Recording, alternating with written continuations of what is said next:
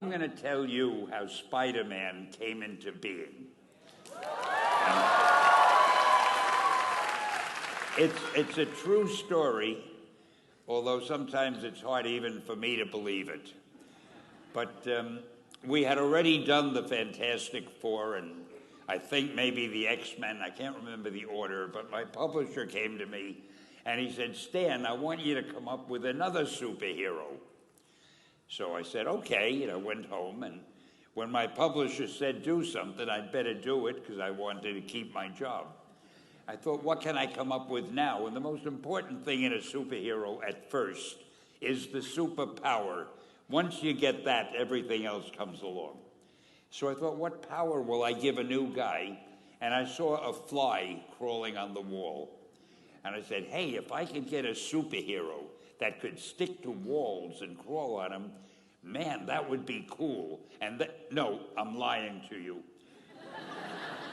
I don't think the word cool was in use then. I probably said it'll be groovy.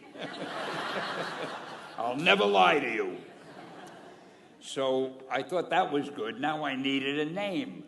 So I said, well, let's see, Fly Man, Mosquito Man. I got down to Spider-Man. Spider-Man. It just sounded dramatic. So, okay, I had my hero. I had his power, his name. And then I figured, just for fun, I'm going to give him personal problems. Because except for you people who that your lives are perfect, but most other people have personal problems. And then I thought I'd make him a teenager, because there were no teenage superheroes that I knew of at the time. So armed with all that wonderful material, those great ideas, I ran into my publisher's office and I told him. This was my reaction, the reaction he gave me. "Stan, that is the worst idea I have ever heard. First of all," and he started to give me his, because he's a very logical man, very intellectual. "First of all, people hate spiders, so you can't call a hero Spider-Man. You want him to be a teenager? Teenagers can only be sidekicks. And you want him to have personal problems? Stan, don't you know what a superhero is? They don't have personal problems." Well, I left the office disappointed, but obviously a much wiser man. And I couldn't get Spider-Man out of my system. So we were about to kill a magazine. I think it was called Amazing Fantasy. It wasn't selling well, and we were sending the last issue to press.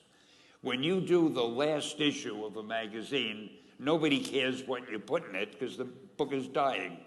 Just to get it out of my system, I put Spider-Man in Amazing Fantasy, featured him on the cover, forgot about it. A month later, all the sales figures came in. My publisher came racing into my office. Stan, you remember that character we both loved so much, Spider-Man?" He said, "Let's do him as a series." Now, why am I telling you this? Besides the fact that I have to kill a little time.